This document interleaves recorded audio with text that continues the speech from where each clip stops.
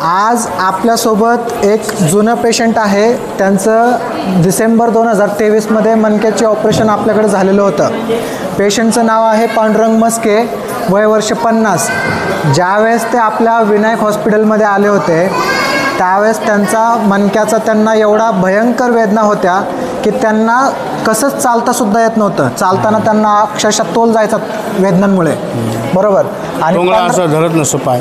15-16 वर्षांपासून त्यांनी तो त्रास अंगावरती काढला होता.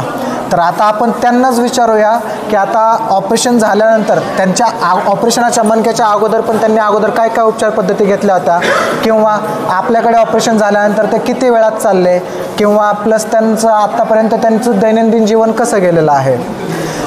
तर पांडुरंग साहेब, तुम्हीच सांगा की तुम्हाला मणक्याच्या ऑपरेशनाचा त्रास काय काय होता अगोदर. काहीच नाही, डावा पाय मग आहे ना चालू असं पायरी उभं वर करून देत नसं त्रास होई. त्यांनीतलं चाललं की कटाळा येई, मग डबल बसायचो, मग डबल ऑपरेशन. मग आम्ही ते मोबाईलवर पाहिलं डॉक्टर साहेबाचं मुलानं म्या.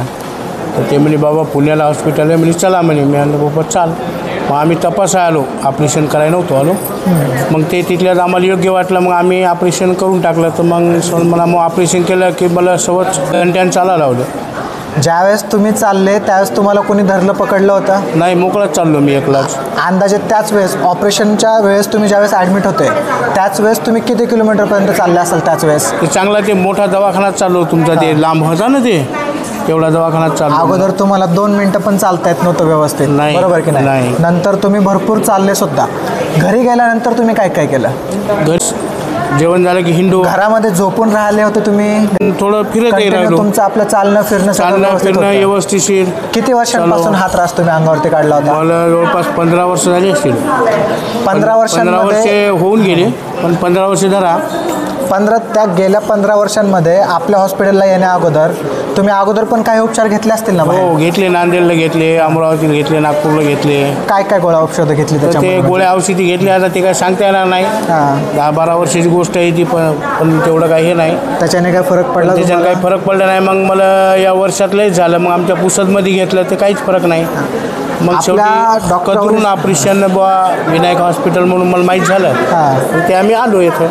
आपल्या डॉक्टर अवनीश गुप्ते सरांनी ज्यावेळेस तुम्ही आपल्या हॉस्पिटलमध्ये आले त्यावेळेस तुम्हाला MRI बघून ऑपरेशनाचा सल्ला दिला. हो, त्यावेळेस ऑपरेशनाची गॅरंटी दिली होती का? हो, 100% तुम्हाला रिझल्ट आले. 100% गॅरंटी म्हणे.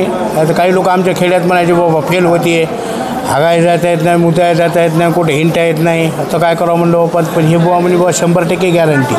मग म्हणलं करा. आपले विनायक हॉस्पिटल हे फक्त आणि फक्त महाराष्ट्रात एकमेव मणक्याचे उपचार केंद्र आहे. आपण मणक्याशिवाय इतर कोणताही पेशंट बघत नाही.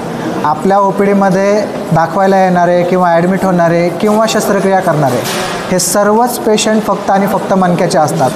तसंच ह्यांच्यासारखे हजारो पेशंटचे व्हिडिओ आपण यूट्यूबवरती लोकांना समजण्याकरिता, त्यांचं ज्ञान वाढण्याकरिता यूट्यूबवरती पोस्ट केलेले आहेत, फेसबुकवरती सुद्धा पोस्ट केलेले आहेत, जेणेकरून लोकांना त्यातून शिकायला भेटेल आणि मणक्यांविषयी अजून जास्तीत जास्त माहिती भेटेल की बाबा आपल्याला मणक्याच्या शस्त्रक्रियेला किंवा त्याच्या उपचारांना घाबरण्याची गरज नसते.